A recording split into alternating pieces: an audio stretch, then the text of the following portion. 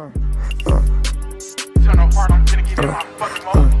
might pull up with your boo, then hit a 5-star restaurant, order me and her some soup. No matter how thick the bitch is, I won't put it before my loot. I'm fresh as fuck, fresh out high speed chase like polo pool. You will never catch me telling another nigga what I won't do. I be.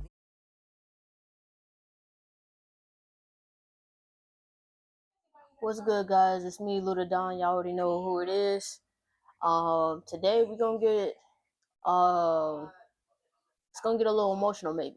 We talking about something a little serious. We're talking about suicide. Today being that September is Suicide Awareness Month, and I just wanted to share my experience. So let's get into it. So being that September is Suicide Awareness Month, I've decided to finally share my story, especially because I'm someone everyone would consider a strong friend, but in reality, I'm battling demons and pretending everything is okay. But I am someone who has and still am struggling with suicidal ideations. The first time I thought about ending it all and going through it all was in 2019. I was deployed aboard the CVN 74 John C. Stennis at the time. I believe I had been on board for about 2 months, give or take. And I was still having trouble adjusting to the new life on board. I had some drama going on between my then girlfriend, and my family was telling me all kinds of stuff. And I was just trying to figure out who I can trust, Now, I don't remember exactly what were the stressors that had me decide killing myself would be the solution for it all, to all my problems at the time. But that's where my head was at. So one day, I went to the smoke pit at a time when it's typically empty. So prior to this, I would go to the smoke pit and hang out with another junior sailor and their buddies. But anyways,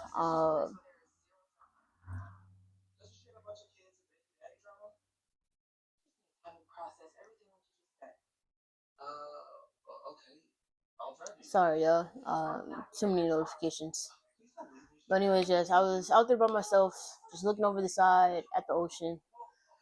First, I was thinking about how nice and peaceful the view was and how the water felt.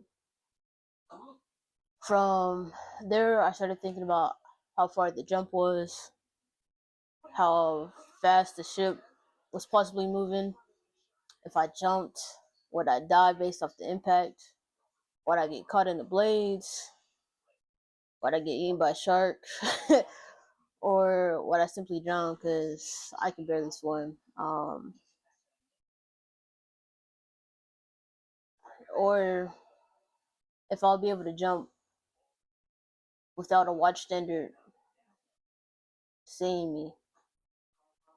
But while all these thoughts were, going through my head, instead of instead of all these thoughts bringing me some type of fear, I was actually still at peace.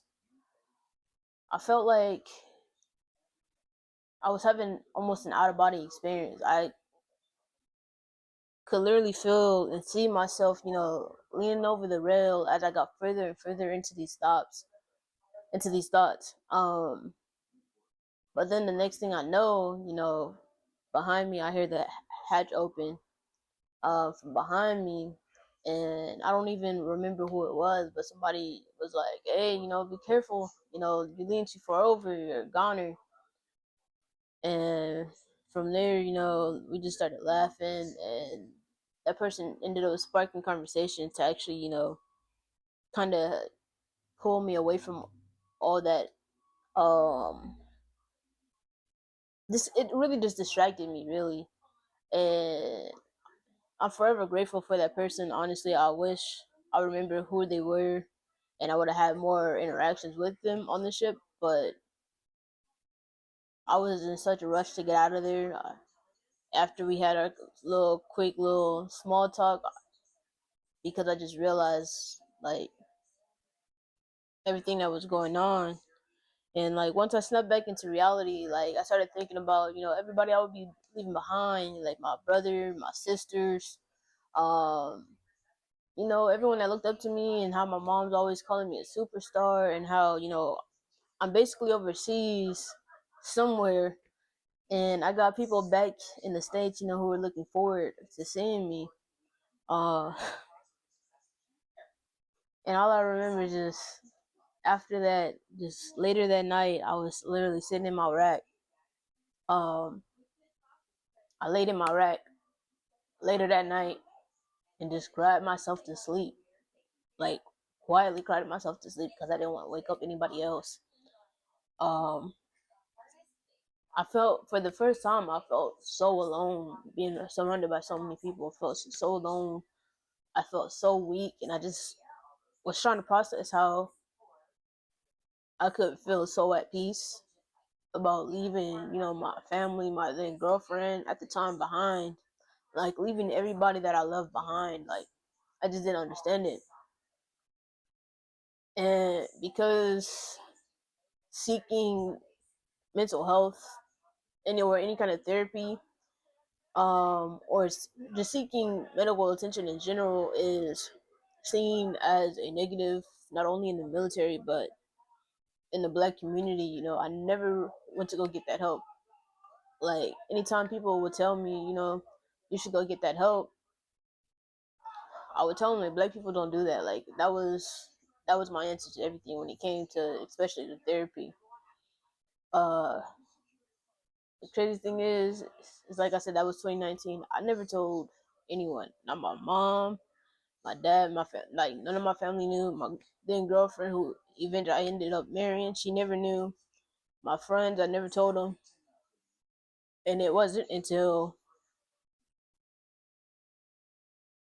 um it wasn't until around April last year when I decided to go see a psychiatrist that I decided I was just gonna open up about it. I felt I was in a safe space, and I finally decided to share that information with her. And she was the first person I shared with that, I was having these I had these thoughts, that I was having suicidal ideations. For so long I suppressed my feelings when it came to a lot of things, and down the line I realized, looking back, that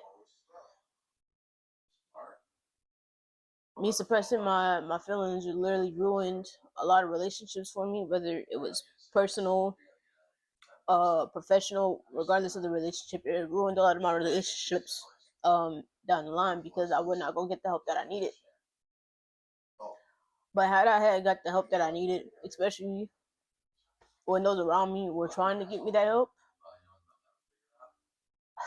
I'd probably be in a better place than I was at the time. But I'm still learning and I'm still healing. And as a Black person and as a veteran, I want to encourage everyone, regardless of race, ethnicity. It doesn't matter, like, whoever you are, if you're battling these type of things, go get that help that you need. Like, mental health is serious, and if you're someone that people are constantly telling you, like, you should probably talk to somebody, you probably should. Like, clearly they see you spiraling. As much as you're trying to contain it, they see you're spiraling. Uh, and you should do it. Like, you don't realize how much you lose yourself and how much you have already lost of yourself until you start doing the work, to get back to who you really are. But bottling up those emotions, keeping it to yourself, it's not healthy and it's not safe. Like, definitely use those resources that are out there. For my military guys, like, make sure you're using that military one source. I think you get like 10 free sessions. But if you don't want to do that, obviously go to your medical, find a corpsman that you trust, or any medic that you trust, and ask them to help you get that referral so you can get seen out of town.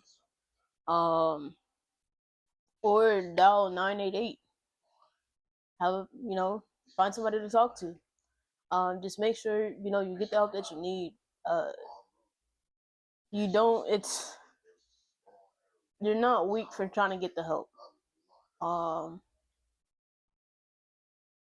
wish I would have got the help that I needed it when I needed it, because then I'll be able to cope with a lot of things that I was going through at the time a lot better.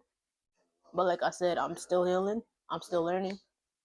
I'm definitely in a better place than I was back in 2019. And like I said, I still have my moments, but when I do have those moments, I know how to pull myself out of it. I have people I can talk to, and that I can trust. That when I do have those moments, I can let them know, like, hey, this is how I'm feeling, and we can go from there, and talk things through. But yeah, I just felt like it's only right. If anybody knows me, I try to be the most authentic version of myself, and I don't care about the whole social media thing. Like, this is real life. I want to be able to help and impact as many people as I can by sharing my story. And if my story helps somebody else, then by all means, I'm gonna share it. So yes, get the help. Don't be afraid to ask questions. Don't be afraid to tell people you're not okay. Because if you're not, you're not. Like, it's okay to not be okay. And for strong friends, go check on them. Go check on them. No matter how much they smiling, laughing, giggling, telling jokes, go check on them. But yeah, nothing but love, y'all. Sorry this one had to be a bit of a downer, but it is Suicide Prevention Month, and the only way I can continue to be authentic is to share my story, and make sure I'm helping the next person out, because that's what I want to do. But yeah, much love to y'all. Thank y'all. Thank you for everyone who has helped me get to the point I'm at now. I'll be dropping some resources down in the link below. In the description below. Make sure you like, share, leave a comment. Make sure you subscribe. But yes, love y'all, gang. But it's me, Big Lou. We out of here. California breeze, take it out to eat. Stop at a little party.